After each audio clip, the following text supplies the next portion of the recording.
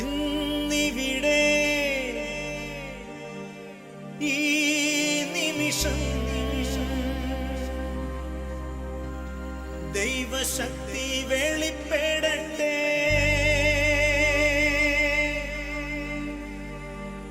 ഇന്നിവിടെ ഈ നിമിഷം ദൈവശക്തി വെളിപ്പെടട്ടെ.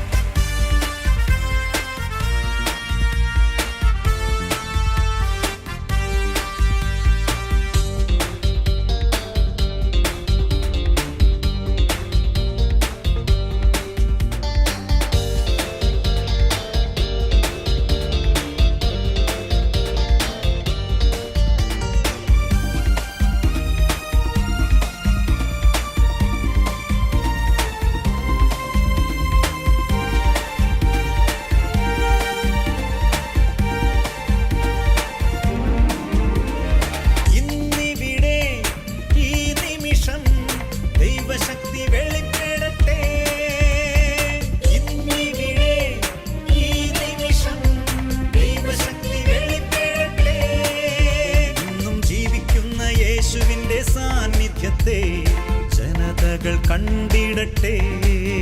ഇന്നും ജീവിക്കുന്ന യേശുവിന്റെ സാന്നിധ്യത്തെ ജനതകൾ കണ്ടിടട്ടെ.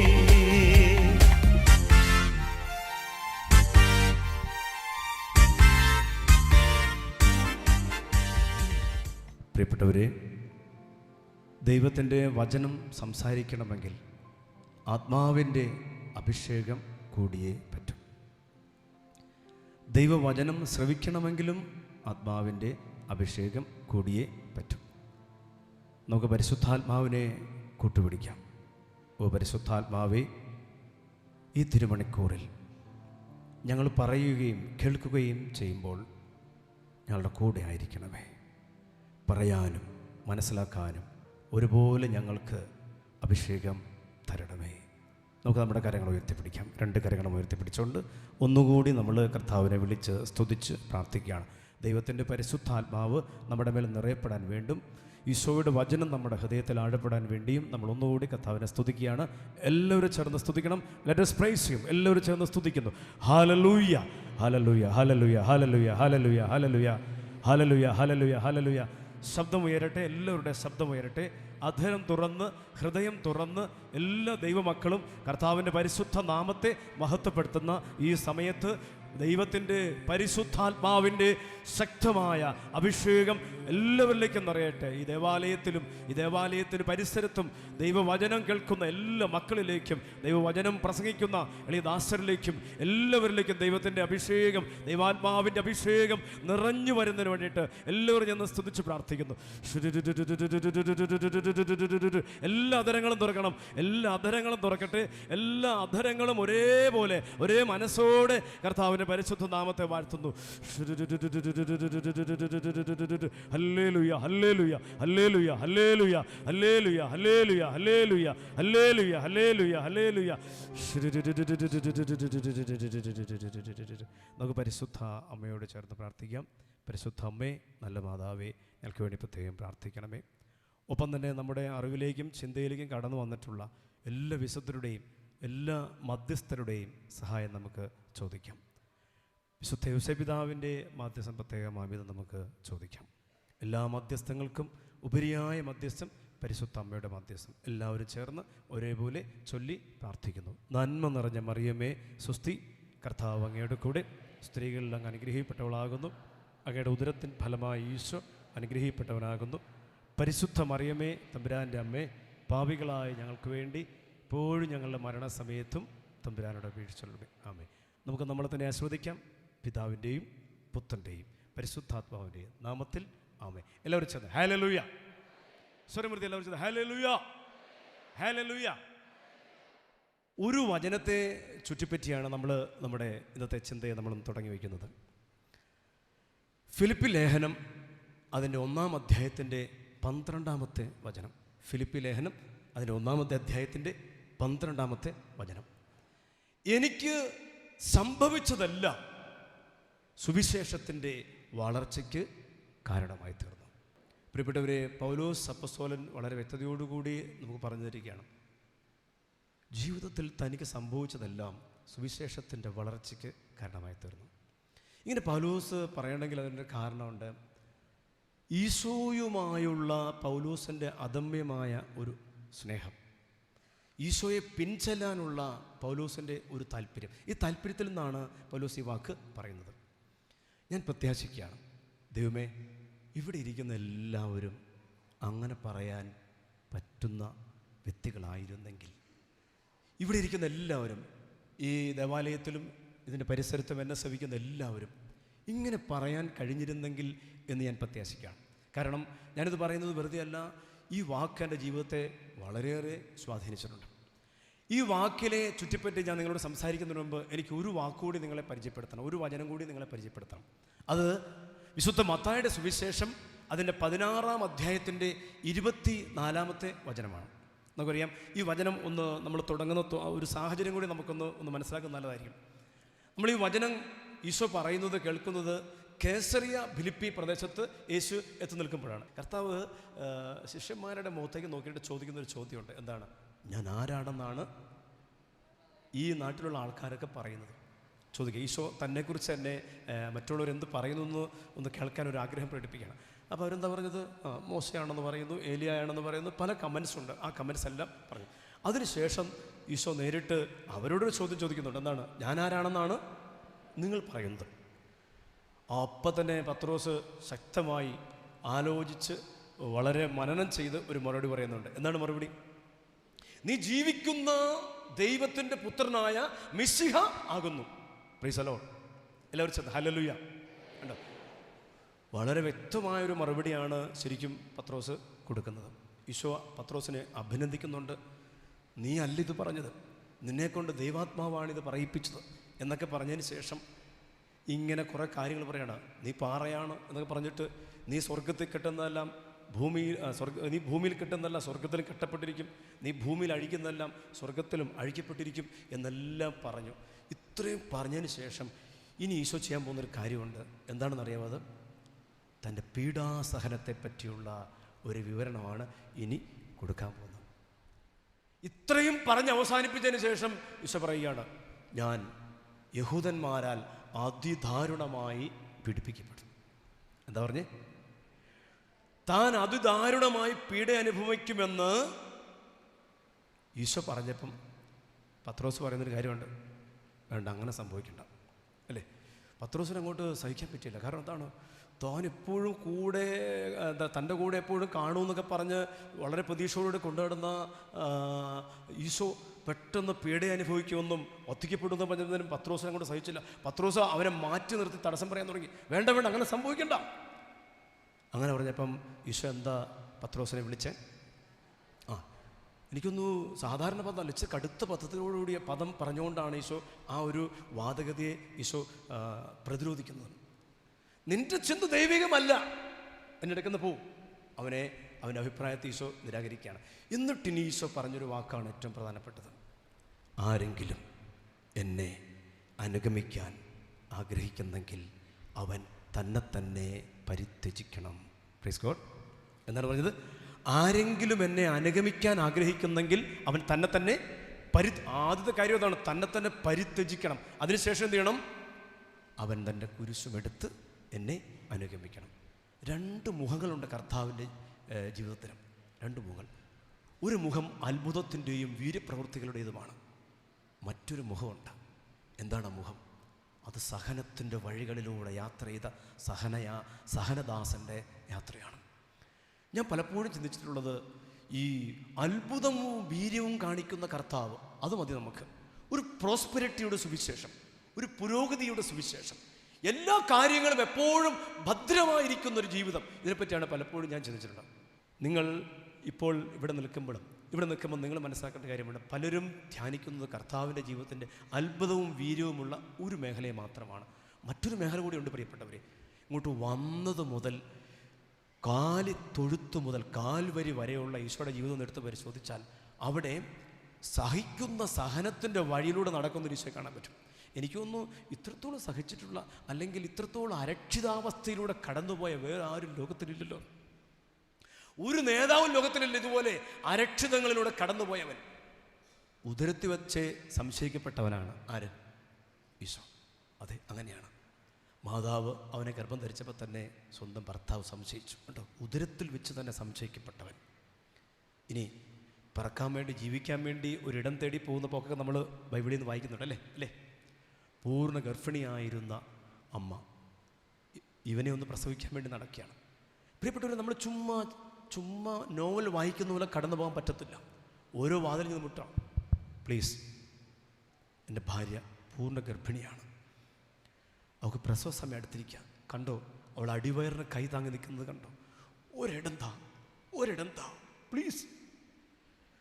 ദൈവത്തിന് പിറക്കാൻ ഒരിടവും തേടി അവൻ്റെ വളർത്തുപിതാവായ ജോസഫ് കെഞ്ചുന്ന കെഞ്ചൽ അല്ലേ? എത്ര പേരെടുത്ത് കെഞ്ചി പ്രിയപ്പെട്ടവരെ. ഇനി നമ്മൾ കാണാൻ പോകുന്നത് ഒരിടത്തും അവനൊരു വാതിൽ തുറന്നു കിട്ടിയില്ല. ഇനി നമ്മൾ കാണാൻ പോകുന്നത് എവിടെയാണ്? ഒരു കന്നുകാലിത്തൊഴുത്തിൽ. ദൈവമാണേ ഒരു കന്നുകാലിത്തൊഴുത്തിലാണ് ഇടം കിട്ടിയത്. ഈശോയുടെ മൂക്കിലേക്ക് ആദ്യമായി അടിച്ചു കയറിയ ഗന്ധം എന്തിൻ്റെ ഗന്ധമാണ്? അറേബ്യ എന്നൊക്കെ പറഞ്ഞ ഒത്തിരി പെർഫ്യൂമുകളുടെ നാടാണ് അല്ലേ? അറേബ്യ ഒത്തിരി പെർഫ്യൂമുകളുടെയും അത്രകളുടെയൊക്കെ നാടാണ് അല്ലേ? ഈദിൻ്റെ ഊതോ അതോ ഊതിൻ്റെ ഈദോ അല്ലേ? നമ്മൾ ഒത്തിരി പെർഫ്യൂമുകളെ പറ്റി പലയിടത്ത് കേൾക്കാറുണ്ട് അല്ലേ? ഈശോയുടെ മൂക്കിലേക്ക് ആദ്യമായി അടിച്ചു കയറിയത് എന്തിൻ്റെ ഗന്ധമാണ്? പറഞ്ഞു, എന്തിൻ്റെ ഗന്ധമാണ്? ഗോമൂത്രത്തിൻ്റെയും ചാണകത്തിൻ്റെയും ഗന്ധം. പ്രിയപ്പെട്ടവരെ, ഇനി നമ്മൾ അങ്ങോട്ട് നോക്കിയാൽ കാണുന്ന മുഴുവൻ അരക്ഷിതങ്ങളാണ്. ഒന്ന് ജീവിക്കാൻ വേണ്ടി ആ കുഞ്ഞിനെയുമായിട്ട് ഒരു സ്ഥലത്തേക്ക് വരികയാണ് മാതാപിതാക്കൾ. വന്നപ്പം മുതൽ തുടങ്ങിയ അരക്ഷിതങ്ങൾ അല്ലേ? ഒരാൾക്ക് കസേര പോകുന്നൊരു പേടി. എന്തു ചെയ്തു? എടുത്തോണ്ടൊരു ഓട്ടമാണ്. ഈ ഓട്ടത്തിൻ്റെയൊക്കെ നടുവിലൂടെ ഈശോ പോയത് എന്തിനു വേണ്ടിയാണ് പ്രിയപ്പെട്ടവരെ? എന്തിനു വേണ്ടിയാണ് പറഞ്ഞു? എന്തിനു വേണ്ടിയാണ്? നമുക്ക് ഒരു മാതൃക തരാൻ വേണ്ടിയാണ്. എല്ലാവരും ചെന്ന് പറയാമോ ഹല്ലേലൂയ? എല്ലാവരും ചെന്ന് പറഞ്ഞ ഹല്ലേലൂയ. സ്വരമുത്തി പറഞ്ഞ ഹല്ലേലൂയ. യോഹന്നാന്റെ സുവിശേഷം 16:33, യോഹന്നാന്റെ സുവിശേഷം 13:36 16:33 ഈശോ പറഞ്ഞെന്താണ്? ഈ ലോകത്തിൽ നിങ്ങൾക്ക് ഞെരുക്കങ്ങൾ ഉണ്ടാവും തന്നെ പറഞ്ഞ് ആണോ? നിങ്ങളുടെ ജീവിതത്തിൽ എല്ലാ കാര്യങ്ങളും എല്ലാം സ്മൂത്തായിരിക്കുന്ന ആരോടെങ്കിലും ഈശോ പറഞ്ഞിട്ടുണ്ടോ? ഇല്ല, ഒരിടത്തും പറഞ്ഞിട്ടില്ല. നിങ്ങളുടെ ജീവിതത്തിൽ എല്ലാ കാര്യങ്ങളും എപ്പോഴും ശരിയായിരിക്കുമെന്ന് ഈശോ പറഞ്ഞിട്ടില്ല, ആരോടും പറഞ്ഞിട്ടില്ല. എന്താ പറഞ്ഞേ? നിങ്ങൾക്ക് ഞെരുക്കങ്ങൾ ഉണ്ടാകും തന്നെ പറഞ്ഞിരിക്കുന്നത്. എന്നാൽ ഈശോ പറഞ്ഞൊരു കാര്യമുണ്ട്, ആ ഞെരുക്കങ്ങളുടെ കൂടെ ഞാൻ നിങ്ങളുടെ കൂടെ കണ്ടേക്കാം. പക്ഷെ പ്രിയപ്പെട്ടവരെ, ഇന്ന് ഈ ഞെരുക്കങ്ങളെപ്പറ്റി പറയുന്ന അല്ലെങ്കിൽ ഞെരുക്കങ്ങളിലൂടെ കടന്നുപോയ കർത്താവിനെ പറ്റി ചിന്തിക്കാൻ പലർക്കും താല്പര്യമില്ല. അവിടെ എന്തു പറ്റി? ജീവിതത്തിലെ പരിവരുത്ത യാഥാർത്ഥ്യങ്ങളുമായിട്ട് ഏറ്റുമുട്ടുമ്പോൾ പലരും തകർന്നു പോവുകയാണ്. ഇപ്പം തന്നെ ഞങ്ങളുടെ ജില്ലയായ ഇടുക്കിയിൽ കാലവർഷക്കെടുതി മൂലം വളരെയേറെ സാമ്പത്തികമായിട്ട് ബുദ്ധിമുട്ടുകയാണ് അനേകർ. 5 പേര് ജീവിതം അവസാനിപ്പിച്ച് കഴിഞ്ഞു അല്ലേ? ഒരു 2 മാസത്തിനിടയ്ക്ക് 5 പേര് ജീവിതം അവസാനിപ്പിച്ച് കഴിഞ്ഞു. എന്താ? പിടിച്ചു നിൽക്കാൻ പറ്റുന്നില്ല. പ്രിയപ്പെട്ടവരെ, അങ്ങനെ ഈശോയുടെ ജീവിതത്തെ സൂക്ഷ്മതയോടെ വീഴ്ചപ്പോൾ എനിക്ക് കിട്ടിയൊരു ശീലമാണ് നന്ദി പറയാമെന്നാണ് ശീലം. എല്ലാത്തിനും ഒരു മനുഷ്യൻ്റെ ജീവിതത്തിലൂടെ അവൻ കടന്നു പോകുമ്പോൾ അവൻ അനുഭവിച്ച സകല വേദനകൾക്ക് സമാനമായ ഒരുപക്ഷെ അതിൻ്റെ എക്സ്ട്രീമിലേക്ക് പോയിട്ടുണ്ട്. ആര്? ഈശോ. അപമാനിട്ടിട്ടുണ്ടോ നിങ്ങൾ? അപമാനിക്കപ്പെട്ടിട്ടുണ്ടോ? നാണം കെട്ടിട്ടുണ്ടോ? ഉണ്ടെങ്കിൽ ഓർത്തു, ഏറ്റവും കൂടുതൽ നാണം കെട്ടത് ആരാ? ഈശോ. നിങ്ങളിൽ പലരും ഇവിടെ ഇരിക്കുന്ന ഭയങ്കരമായ വേദനയുടെ കുരിശുകളുമായിട്ടാണ്. ഞാൻ പറയട്ടെ, ആ കുരിശൊക്കെ ആർക്കൊക്കെയോ വേണ്ടിയുള്ള ആശ്വാസത്തിനാണ്. Praise the Lord. ആരുടെയൊക്കെയോ സൗഖ്യത്തിനു വേണ്ടിയാണ് ഈ സഹനങ്ങൾ, ആരുടെയൊക്കെയോ തിരിച്ചുവരവിന് വേണ്ടിയാണ് ഈ സഹനങ്ങൾ. നമുക്കറിയാൻ പറ്റുന്നില്ല. നമ്മൾ കാണുന്നുണ്ട്, നമുക്കൊരാളെ മനസ്സിലാക്കണമെങ്കിൽ നമുക്ക് സമാനമായ ഒരു പ്രശ്നത്തിലൂടെ കടന്നുപോയ ഒരാൾക്ക് മാത്രമേ മനസ്സിലാക്കാൻ പറ്റത്തുള്ളൂ. ഈശോയുടെ ഏറ്റവും വലിയ പ്രത്യേകത എന്താണ്? നമ്മുടെ ജീവിതത്തിൽ ഏതെല്ലാം വിഷമങ്ങളുണ്ടോ ആ വിഷമങ്ങളിലൂടെ എല്ലാം ഈശോ കടന്നു പോയിട്ടുണ്ട്. അതുകൊണ്ടാണ് ഹെബ്രായ ലേഖനം 4:15 പറയുന്നത്, നമ്മുടെ ബലഹീനതകളിൽ നമ്മളോടൊത്ത് സഹതപിക്കാൻ കഴിയാത്തൊരു പ്രധാന പുരോഹിതനല്ല നമുക്കുള്ളത്. പിന്നെയോ അവരൊരിക്കലും പാപം ചെയ്തിട്ടില്ലെങ്കിലും എല്ലാ കാര്യങ്ങളിലും നമ്മളെപ്പോലെ പരീക്ഷിക്കപ്പെട്ടവനാണ് അവിടുന്ന്. അതുകൊണ്ട് വേണ്ട സമയത്ത് എളിമയോടെ കൃപയ്ക്കായി കൃപാസനത്തിൻ്റെ സിംഹാസനത്തെ നമുക്ക് സമീപിക്കാം. പ്രിയപ്പെട്ടവർ, എന്നെ കേൾക്കുന്ന ദൈവമക്കളെ, നിങ്ങളുടെ ജീവിതത്തിലുള്ള ഏതൊരു വേദനയുമായി നിങ്ങൾക്ക് ആരെ അടുത്ത് വരാം? ഈശോയുടെ അടുത്ത് വരാം. കാരണം എന്താണ്? അതിന് സമാനമായ അല്ലെങ്കിൽ അതിൻ്റെ ഏറ്റവും വലിയൊരു എക്സ്ട്രീം ലെവലിലുള്ളൊരു വേദനയിലൂടെ ഈശോയും കടന്നു പോയിട്ടുണ്ട്. അപ്പം എന്തിനാ ഈശോ കുരിശെടുക്കാൻ പറഞ്ഞത്? ഈ ലോകത്തിൽ നമുക്ക് കുരിശുണ്ടാകുമെന്നും ആ കുരിശുകളെയൊക്കെ അനുഗ്രഹങ്ങളാക്കാൻ മാറ്റാൻ പറ്റുമെന്നുള്ളതിൻ്റെ ഒരു പാഠം നമുക്ക് തരുകയായിരുന്നു. 1 പത്രോസ് 2-ാം അധ്യായത്തിൻ്റെ അതിൻ്റെ 19-20 വചനം, യേശു ക്രിസ്തു പീഡകൾ സഹിച്ചുകൊണ്ട് നമുക്ക് ഒരു മാതൃക കാണിച്ചു തന്നു. എല്ലാവരും ചെന്ന് ഹല്ലേലൂയാ. കണ്ടോ, അവൻ പീഡകൾ സഹിച്ചുകൊണ്ട് നമുക്കൊരു മാതൃക കാണിച്ചു തന്നു. എന്തിനാ? എല്ലാം സഹിക്കാനുള്ള കൃപയ്ക്ക് വേണ്ടി. ഇന്ന് പലർക്കും സഹിക്കാൻ പറ്റുന്നില്ല. ഒരു കടക്കണി ഉണ്ടായാൽ നമ്മൾ അപകടം കാണിക്കല്ലേ അല്ലേ? നമ്മുടെ സാമ്പത്തിക സ്ഥിതി അല്പവും താഴെ പോയാൽ നമ്മൾ അപകടകാരികളാണ്. പരീക്ഷയിൽ 4 മാർക്ക് കുറഞ്ഞു പോയാൽ നമ്മൾ അപകടകാരികളാണ്. കാരണം ഒരു സഹനത്തെയും സ്വീകരിക്കാൻ പറ്റാത്ത വിധം നമ്മൾ അടഞ്ഞ മനസ്സ്. നമുക്കൊരു പ്രോസ്പെരിറ്റിയുടെ സുവിശേഷം ഒന്ന് പറഞ്ഞ് രണ്ടാമത്തെ അത്ഭുതങ്ങൾ ചെയ്യുന്ന ഒരു ഈശോയെ നമുക്കൊക്കെ ഇഷ്ടമാണ്. അതിനപ്പുറം സഹിക്കുന്ന ദാസനായി കടന്നുപോയ കർത്താവിനെ അധികം പേർ കാണാൻ പറ്റുന്നില്ല. ഇവിടെ വേണം ഒരു പ്രാർത്ഥന നല്ലതാണ്. എന്താ? പരിശുദ്ധ ദൈവമാതാവേ, ക്രൂശിതനായ കർത്താവിൻ്റെ തിരുമുറിവുകളെ എൻ്റെ ഹൃദയത്തിൽ പതിപ്പിച്ചുറപ്പിക്കണമേ. എന്തിനാ പ്രിയപ്പെട്ടവരെ? ഈശോ നമുക്ക് വേണ്ടി ഒരു മാതൃക കാണിച്ചു തന്നിരിക്കുക. അപമാനിക്കപ്പെടുമ്പോൾ നീ എങ്ങനെ നിൽക്കണം? അപമാനത്തിന് മുമ്പിൽ ശാന്തനായി നിന്ന് ഈശോയെ പോലെ നിൽക്കണം. ഇല്ലായ്മ മുമ്പിൽ നിൽക്കണം. ഏറ്റവും കൂടുതൽ ഇല്ലായ്മപ്പെട്ടവനാരാ? ഈശോ അല്ലേ? വിശന്നപ്പം ഗോതമ്പ് മണികൾ പറിച്ചു തന്നവനാണ് ഈശോ അല്ലേ? എന്തായിരുന്നു ഒരു പണി? ഒരു ജോലി ഇല്ലാതെ വിഷമിക്കുമ്പോൾ ഈശോ നോക്കിയാൽ എന്തായിരുന്നു പണി? ആശാരിപ്പണി തന്നെയായിരുന്നു. എങ്ങനെയുള്ള ആശാരിപ്പണിയായിരുന്നു? ആലയില്ലാത്ത ആശാരി. ആലയില്ലാത്ത ആശാരി എന്ന് പറഞ്ഞതാണ് അലഞ്ഞു തിരിഞ്ഞ് പണിയെടുക്കുന്ന ആശാരി. അതായിരുന്നു ഈശോയുടെ ജോലി. രാവിലെ ഒരു സഞ്ചിക്കകത്ത് പണിയായുധങ്ങൾ കുത്തിത്തിരുകി ഓരോ വീടാന്തരം നഗരാന്തങ്ങളിലൂടെ വിളിച്ചു പറഞ്ഞ് പണി ചോദിക്കുന്ന ഒരു ജോലിയായിരുന്നു. കൊരണ്ടി ഉണ്ടാക്കാനുണ്ടോ? കൊരണ്ടി. കോഴിക്കോട് ഉണ്ടാക്കാനുണ്ടോ? കോഴിക്കോട്. ഇങ്ങനെ മരപ്പണി ചോദിച്ചു വാങ്ങി പണി ചെയ്ത് നടന്നിരുന്ന ഒരാളാണ് ആര്? ഈശോ. അവരെ ചരിത്രം വിളിക്കുന്നു ക്ലെപ്റ്റൻസ് എന്ന് വിളിക്കുന്നു. ആശാരിമാർ അലഞ്ഞു തിരിഞ്ഞ് ജിപ്സികളെ പോലെ പണിയെടുക്കുന്ന ആശാരി. എന്തിനാ അങ്ങനെ ഒരു പണി ഈശോ ചെയ്തേ? ഒരു പണിയില്ലാതെ വരുമ്പോൾ നമുക്കതിനെ സ്വീകരിക്കാനുള്ള മനസ്സിന് വേണ്ടി. പ്രിയപ്പെട്ട ദൈവമക്കളെ, ഇവിടെ ഇരിക്കുന്ന ഓരോരുത്തരോടും ഞാൻ പറയട്ടെ, നിങ്ങളുടെ ജീവിതത്തിൽ സംഭവിച്ചതെല്ലാം സുവിശേഷത്തിൻ്റെ വളർച്ചയ്ക്ക് കാരണമാകും. ആർക്കെങ്കിലും ഒരുപക്ഷെ സമാനതകളില്ലാത്ത, ഒരുപക്ഷെ വിശദീകരണം കൊടുക്കാൻ കഴിയാത്ത, നമുക്കാർക്കും വ്യാഖ്യാനിക്കാൻ കഴിയാത്ത ഒത്തിരി ദുരന്തത്തിലൂടെ കടന്നു പോകുന്ന അനേകർ ഇവിടെ ഉണ്ടായിരിക്കാം. ഞാൻ പറയട്ടെ സഹോദര, നിൻ്റെ വേദന മറ്റാരുടെയോ ആശ്വാസത്തിനാണ്. എല്ലാവരും ചെന്ന് പറയാം ഹല്ലേലൂയ. അതിനൊറ്റ കാര്യമാണ് വേണ്ടത്, കുരിശെടുക്കാൻ, കുരിശിനെ സ്നേഹിക്കാൻ മനസ്സുണ്ടാവണം. കുരിശിനെ സ്നേഹിക്കാൻ മനസ്സുണ്ടായോ? ജീവിതത്തിൽ എല്ലാ ക്ലാസ്സുകളും നന്ദി പറയാൻ മനസ്സുണ്ടായോ? നിങ്ങളുടെ ജീവിതത്തിൽ ഒരു ഉത്ഥാനത്തിൻ്റെ അനുഗ്രഹം കാണാനായിട്ട് പറ്റും. നിങ്ങളുടെ ജീവിതത്തിൽ ഓരോ ദുരന്തങ്ങളും അടുത്തൊരാൾക്ക് ആശ്വാസമായിട്ട് മാറട്ടെ. കുരിശുകളെ ഓർത്ത് നമുക്ക് നന്ദി പറയാം. കണ്ണുകളടയ്ക്കാം. നമുക്ക് കണ്ണുകളടച്ച് ഒരു നിമിഷം കരങ്ങൾ കൂപ്പാം. എല്ലാവരും കണ്ണുകളടയ്ക്കുന്നു, കരങ്ങൾ കൂപ്പുന്നു. ഈശോയുടെ സന്നിധിയിൽ നമ്മളൊരു നിമിഷം നമ്മുടെ വേദനകളെയും സഹനങ്ങളെയും സമർപ്പിച്ചുകൊണ്ട് പ്രാർത്ഥിക്കുകയാണ്. ഇവിടെ കടന്നു വന്നിരിക്കുന്ന നമ്മളിൽ നല്ലൊരു ശതമാനം ജീവിതഭാരങ്ങളും കുരിശുകളുമായി വന്നിരിക്കുകയാണ്. പലതരത്തിലുള്ള കുരിശുകളുമായിട്ടാണ് വന്നിരിക്കുന്നത്. ആരോടും പറയാൻ കഴിയാതെ നമ്മൾ നമ്മുടെ ഉള്ളിലൊരു തേങ്ങലുമായിട്ടാണ് ഈ കൺവെൻഷൻ വന്നിരിക്കുന്നത്. സാമ്പത്തിക ഭാരം, അപമാനം, മാനഹാനി, രോഗം, തീരാ നഷ്ടങ്ങളുടെ കഥകൾ പലതുമായിട്ടാണ് നമ്മളിവിടെ വന്നിരിക്കുന്നത്. പ്രിയപ്പെട്ടവരെ, എല്ലാവർക്കും ഇഷ്ടം അത്ഭുതങ്ങൾ ചെയ്ത് കടന്നു പോകുന്ന ഒരു ഈശോയെയാണ്. എന്നാൽ ആ ഈശോയുടെ ജീവിതത്തിന് മറ്റൊരു പാഠത്തിൻ്റെ കഥ നമ്മളോട് പറയാനുണ്ട്. അത് സഹനത്തിൻ്റേതാണ്. ഗർഭത്തിലായിരിക്കുമ്പോൾ മുതൽ കാൽവരിക്കുരിശിൻ്റെ അവസാന സമയം വരെ അവനൊത്തിരി സഹനത്തിൻ്റെ കനൽ വഴികളിൽ ചവിട്ടി നടന്നു വന്നവനാണ്. എന്തിനാണ് ഈ കനൽ വഴികളിലൂടെ എല്ലാം അവൻ നടന്നത്? നമുക്കൊരു പാഠം തരാൻ വേണ്ടിയാണ്. അവനെല്ലാം സഹിച്ചുകൊണ്ട് നമുക്കൊരു പാഠം തന്നു. പ്രിയപ്പെട്ടവരെ, ഇതേ സഹനത്തിൻ്റെ വഴിയിലൂടെയാണ് വിശുദ്ധനായ പൗലോസ് നടന്നു പോയത്. ആ പൗലോസ് പറയുന്നു, എനിക്ക് സംഭവിച്ചതെല്ലാം സുവിശേഷത്തിൻ്റെ വളർച്ചയ്ക്ക് കാരണമായി. പ്രിയപ്പെട്ടവരെ, നിൻ്റെ കണ്ണുനീര് ആരുടെയോ ആശ്വാസത്തിന് വേണ്ടിയാണ്. നിൻ്റെ ജീവിതത്തിലുണ്ടായ ഒരു സഹനം ആരുടെയോ ഒരു തിരിച്ചുവരവിന് വേണ്ടിയാണ്. നമുക്കതിനെ സ്നേഹത്തോടെ സ്വീകരിക്കാൻ ആഗ്രഹിക്കാം. കർത്താവിൻ്റെ മുമ്പിലിരിക്കുമ്പോൾ അവിടുത്തെ മുറിവുകളുടെ ആഴം നിനക്ക് കാണാൻ കഴിയുന്നെങ്കിൽ നിൻ്റെ മുറിവുകളെ ഓർത്ത് നീ ഒരിക്കലും കരയുകയില്ല. ഈ മുറിവുകൾക്കപ്പുറം, ഈ സഹനത്തിനപ്പുറം ഉത്ഥാനത്തിൻ്റെ മഹത്വം നമുക്ക് കാണാനായിട്ട് പറ്റുന്നെങ്കിൽ ഇത് അനേകർക്ക് അനുഗ്രഹമാണ്. നമുക്കും പറയാം, എൻ്റെ ജീവിതത്തിൽ സംഭവിച്ചതെല്ലാം സുവിശേഷത്തിൻ്റെ വളർച്ച കാരണമായി. വേദനിക്കുന്ന ഒരു വ്യക്തിയുടെ അടുത്ത് ചെന്നിട്ട് ഇല്ലായ്മയെപ്പറ്റി പറയുമ്പോൾ അവനതേറെ സ്വീകാര്യമാണ്.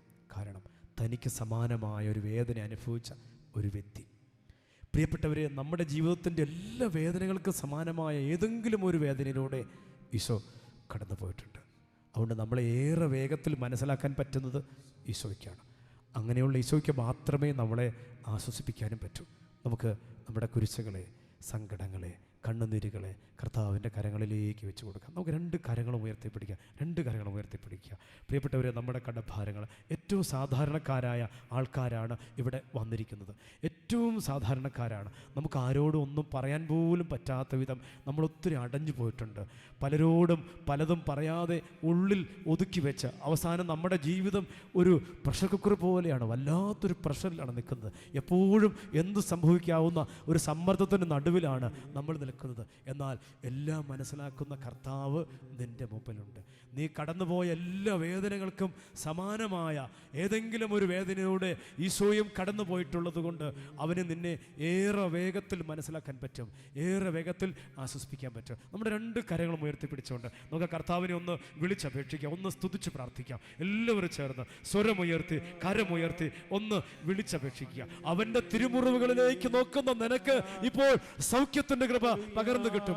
അവൻ്റെ തിരുമുറിവുകളിലേക്ക് നോക്കുന്ന നിനക്ക് ഇപ്പോൾ സൗഖ്യത്തിൻ്റെ കൃപ പകർന്നു കിട്ടും. എല്ലാവരും ചേർന്ന് സ്തുതിക്കണം, സ്വരമുയർത്തി വിളിക്കണം. ഈശോയേ, ഈശോയേ. എല്ലാവരും ചേർന്ന് സ്തുതിക്കട്ടെ, സ്വരമുയർത്തി വിളിക്കട്ടെ. ഇതാ മാനസികമായി തകർന്നു നിൽക്കുന്ന എല്ലാ വ്യക്തികളുടെ മേൽ ദൈവത്തിന്റെ കരം നീണ്ടുവരുന്നു. ദൈവത്തിന്റെ അനുഗ്രഹത്തിന്റെ കരം നീണ്ടുവരുന്നു. അനുഗ്രഹത്തിന്റെ കരം മാത്രമല്ല, ആണിപ്പഴുതുള്ള കരം നീണ്ടുവരുന്നു. അപമാനിതരായ നമ്മുടെ ജീവിതത്തിലേക്ക് അപമാനിതനായ ഈശോയുടെ കരം നീണ്ടുവരുന്നു. ഓ, സഹനങ്ങളുടെ നടുവിൽ ജീവിക്കുന്ന വ്യക്തികളിലേക്ക് സഹിച്ച കർത്താവിന്റെ കരം നീണ്ടുവരുന്നു. ഓ, ഉപേക്ഷിക്കപ്പെട്ട അവസ്ഥയിൽ നിൽക്കുന്ന നിന്റെ ജീവിതത്തിലേക്ക് ഉപേക്ഷ അനുഭവിച്ചവന്റെ കരം നീണ്ടുവരുന്നു.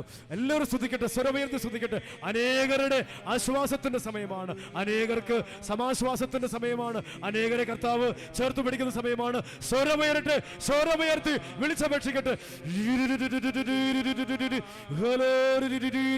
ഈശോയെ, ഈശോയെ. കണ്ണുനീരോടെ പ്രാർത്ഥിക്കുന്നു. ആത്മഹത്യ ചെയ്താലോ മരിച്ചാലോ എന്ന് ചിന്തിക്കുന്ന മക്കൾ ഇവിടെ നിന്നോട് നിലവിളിക്കുന്നു.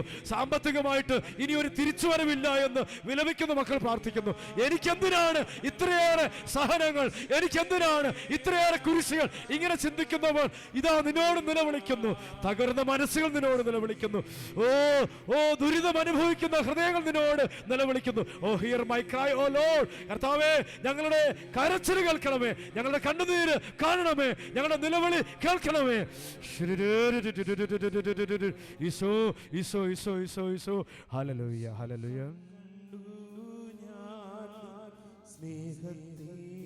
കരങ്ങൾ ഹൃദയത്തോട് ചേർത്ത് പിടിച്ച് ഈശോയെ, ഈശോയെ. കണ്ടു ഞാൻ നിൻ സ്നേഹത്തെ, ആഴമാർന്ന നിൻ മഹാത്യാഗത്തെ, പകരം എന്തു നൽകും ഞാനിനി, ഹൃദയം പൂർണ്ണമായി നൽകുന്നു നാഥനാ. പകരം എന്തു നൽകും ഞാനിനി, എന്നാരോഗ്യം നൽകുന്നു നാഥനാ. പകരം എന്തു ലോകത്തെങ്ങും പോകും സുവിശേഷവുമായി.